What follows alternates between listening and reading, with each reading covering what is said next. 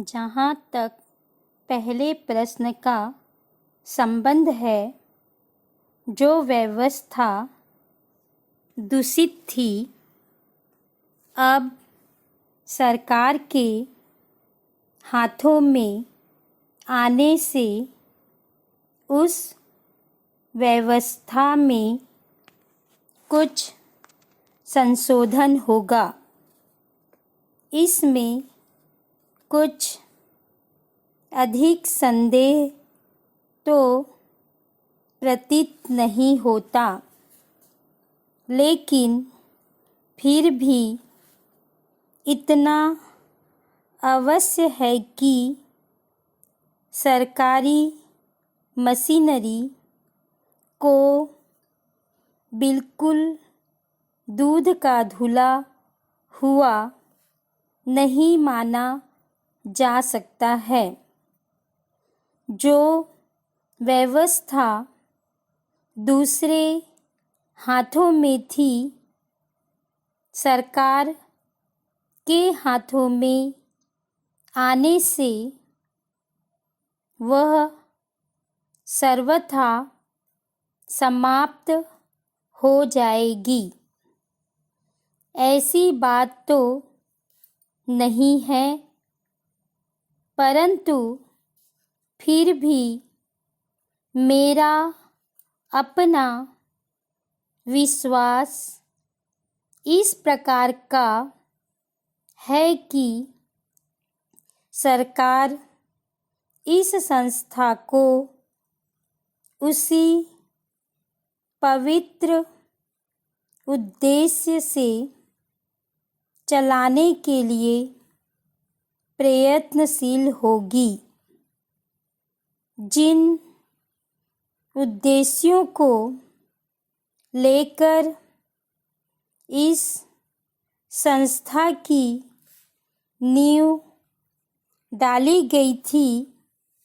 जहाँ तक हिंदी की प्रगति का संबंध है, उसके संबंध में तो मैं केवल इतना ही कहना चाहता हूँ कि सरकार की नीति के लिए इससे बड़ा प्रमाण देने की आवश्यकता नहीं है कि पिछले 12 वर्षों के समय में यह सरकार जिस मंथर गति से चल रही है,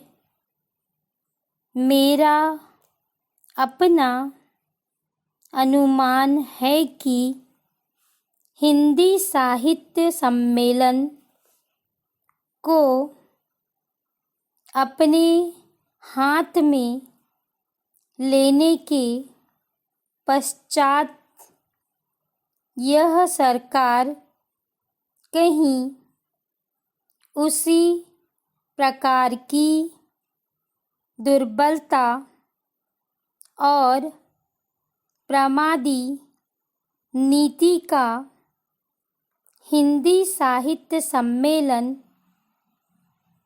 के जीवन में भी प्रवेश ना करा दे।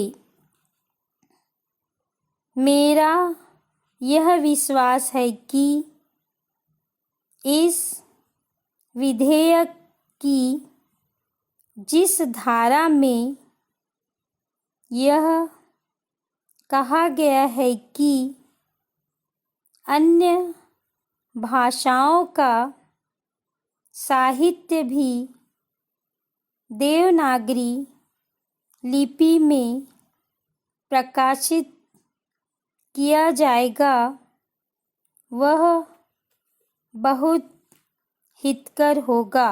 पैरा हमारे देश का यह एक बहुत बड़ा अभाव था। जिसको कि हिंदी साहित्य सम्मेलन द्वारा इस प्रकार पूरा किए जाने का प्रयास किया जाएगा। कुछ दिन पूर्व मैंने इस प्रकार का एक प्रस्ताव भी इस सदन में दिया था। मुझे इस बात को कहते हुए प्रसन्नता है कि मुख्यमंत्रियों का सम्मेलन जो इसी भारत की राजधानी दिल्ली में हुआ था, उसमें इस बात को स्वीकार किया गया।